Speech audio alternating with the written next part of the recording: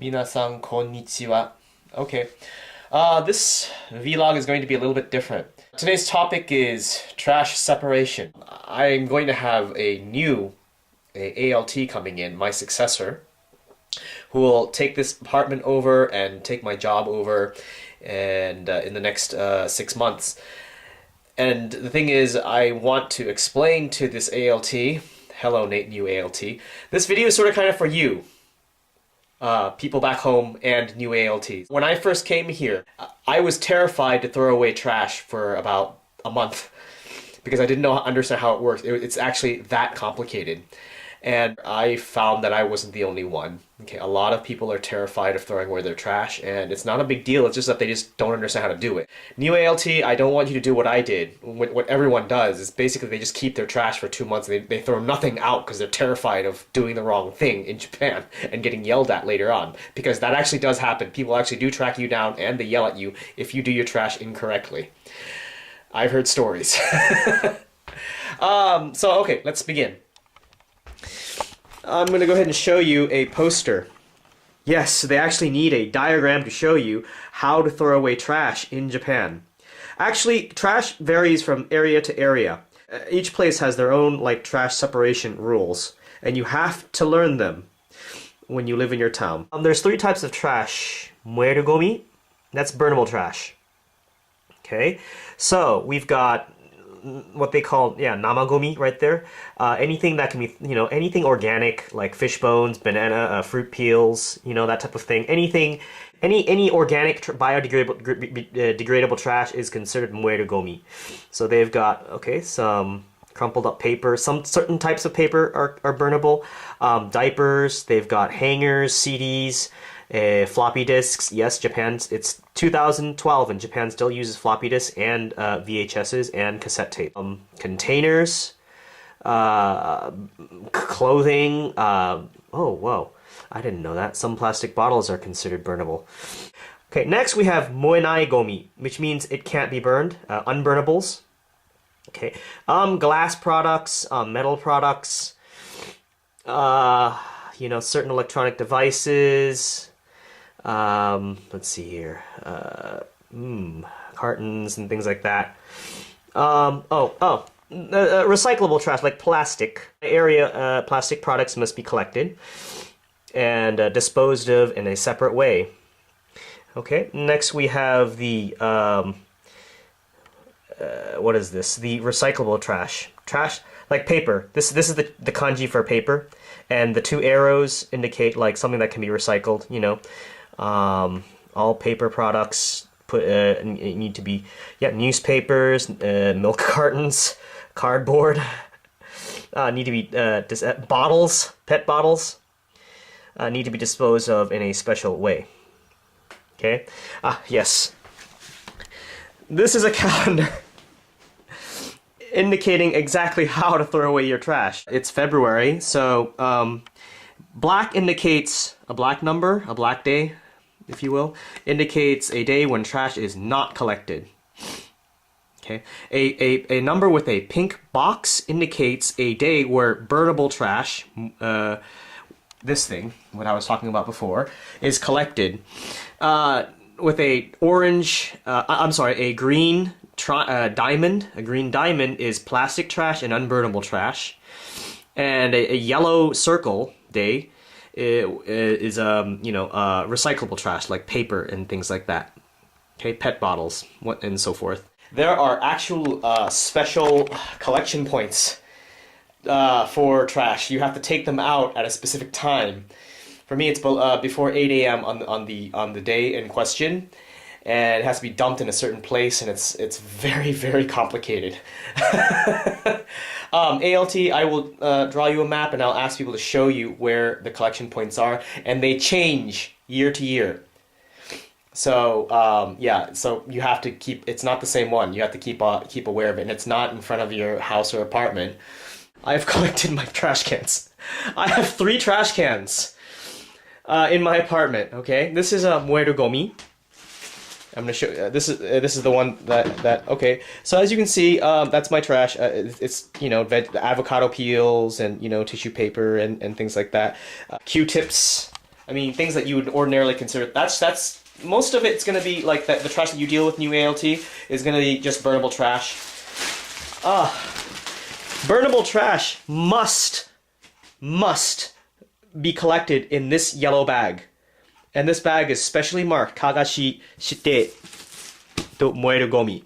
So it's specifically for Kaga, for this area. And as I was saying before, every area has their own different trash collection system.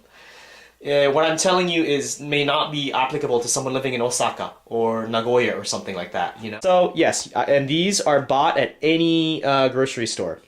So new ALT, I mean, you'll be able to see them. Okay, it's a 45-liter bag, and it has to be in this bag. If it's not in this bag, they will not collect it. All right. Okay, this is yes, this is paper trash that I have. Okay, and I have this nondescript blue bag, and I don't think it matters what kind of bag as long as it's see-through for paper trash and plastic trash, right? See, I'm talking about this and 9 minutes has gone by and I haven't even scratched the surface of trash collection. Okay, okay. For me, everything, the most trash that's collected is plastic trash. For me, that accumulates the fastest. Let me go ahead and show you. Oh, yeah, see, it's already full. I have 2 trash cans, a small one and a medium one, dedicated for collecting plastic containers and to collect plastic trash. And that's what comes as my unburnable trash. See, this is a allergy medication that I was taking. This is the container. It's plastic. So I have to throw it in here. Okay. Let's see here. Let me go ahead and show you some stuff. This is a sour cream. Okay. So this is you find it in the marketplace, but see, all containers in Japan have instructions. This says pura. It means plastic. So when I'm done with this, this has to actually go into this little trash can here, this bag, and has its own way, collected in its own way. Okay. This is a PET bottle.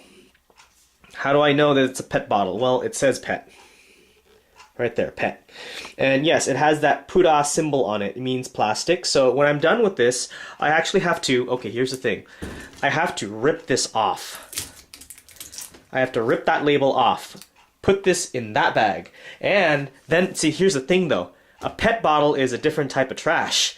The bottle itself, oh, and the cap itself needs to be taken off, removed, and thrown in a separate little container thing. When I'm done with this bottle, I'm going to throw it inside this big bag here that I have for that. Yep, yeah, I actually have a bottle in here, see? I ripped off the plastic little wrapping, I took the cap off, and that's going to go into a separate container when I actually go to the collection point. And yes, there are people at the collection point that make sure that I'm doing it right. And if I don't throw it in the exact right container, they get up and say, no, no, no, and they yell at me. Okay? Okay, these taco shells, let's say I don't eat them. That would be considered burnable trash. Okay, this is steel. Well, that's what they call steel, anyway. A plastic container. Notice I ripped off the paper wrapping off it. Here, you know what? Let's do this. This is a can of cut tomatoes. Okay, and yes, it's got instructions on it. Okay, see, the label is paper. The label needs to be ripped off and thrown into recyclable paper. The can itself is steel, what they consider steel trash. So I take the can, the naked can, I take it and throw it in a separate place. This bottle, that's rum. I don't drink rum, but I use it to make bananas Foster sometimes. So anyway, take this bottle, I'm gonna throw it away. I'm not gonna bother about this label because technically I'm supposed to rip the label off, but I see other people here and they don't do it, so I'm not gonna care either. That's a lot of trouble. Ha ha ha. Let me tell you about this. Okay. See, it's affected my thing. What I do is I actually rip off the labels of cans because I know I'm gonna have to do it anyway. That's how complicated it is. This is a milk carton. You know what I have to do with this?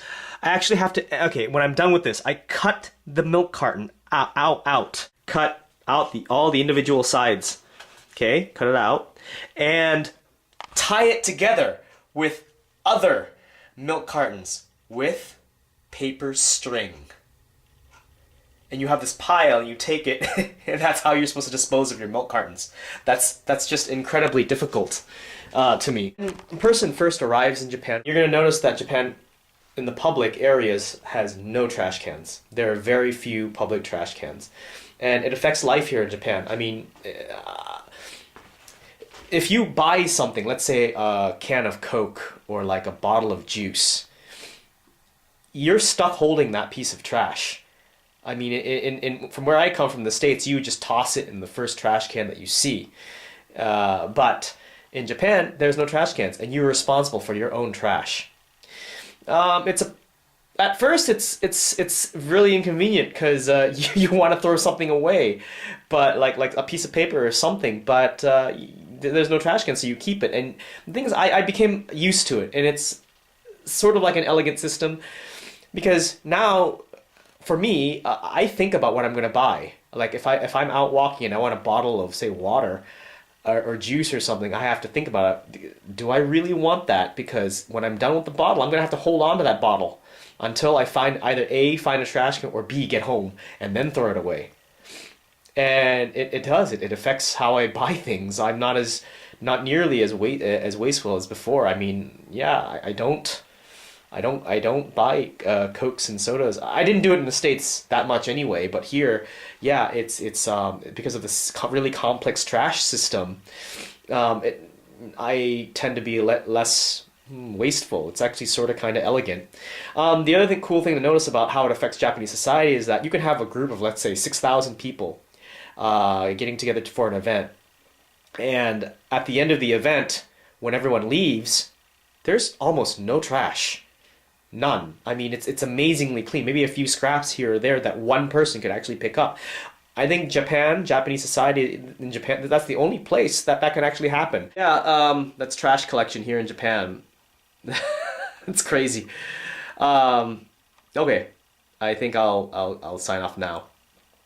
Okay, bye.